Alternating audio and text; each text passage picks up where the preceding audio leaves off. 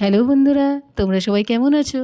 শুনলাম তোমাদের মধ্যে অনেকেই নাকি প্রচুর পড়াশোনা করে এমন একটা দিন গেছিল, সেখানে দরজায় দরজায় গিয়ে বলতে হয়েছিল, প্লিজ আমাকে একটা চাকরি দেবেন। আজ তারাই নাকি সফলতার পথে এগিয়ে রয়েছে। তো বন্ধুরা, আজকে একটি তোমাদের গল্প শোনাবো, যেই গল্পটি হলো সফলতার পথে। একটি সময় ছিল যখন আমি একে একে সবাইকে বলতাম, আমি এত পড়াশোনা করেছি, দয়া করে একটি কাজ দিন প্লিজ। দিনের পর দিন একে একে কতজনের কাছে সাহায্য চেয়েছি, কতগুলো চেষ্টা ব্যর্থ হয়েছে, কিন্তু কোনো কিছুই আমাকে দমিয়ে রাখতে পারেনি।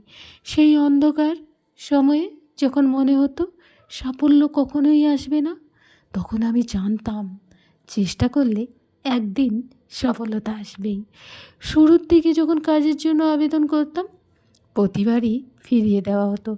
সেই ব্যর্থতা আমাকে আরও দৃঢ় করে তুলেছিল।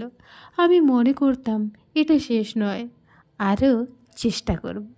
পড়াশোনা আর আত্মবিশ্বাসকে সঙ্গী করে এক একটা দিন কাটতে কাটতে আমি উপলব্ধি করলাম যে ব্যর্থতা শুধু একটি শেখার প্রক্রিয়া, সাফল্যের একটি ধাপ।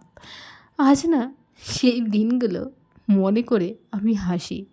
কারণ কি জানো তোমরা, এখন আমি যেখানে দাঁড়িয়ে আছি সেখানে পৌঁছতে অনেক পরিশ্রম আর সংকল্পের প্রয়োজন ছিল। বহু ব্যর্থতা আর ঝামেলার পর আজ আমি সফল। সেই দিনগুলো কষ্ট আর সংগ্রাম আজ সফলতার গল্পে পরিণত হয়েছে।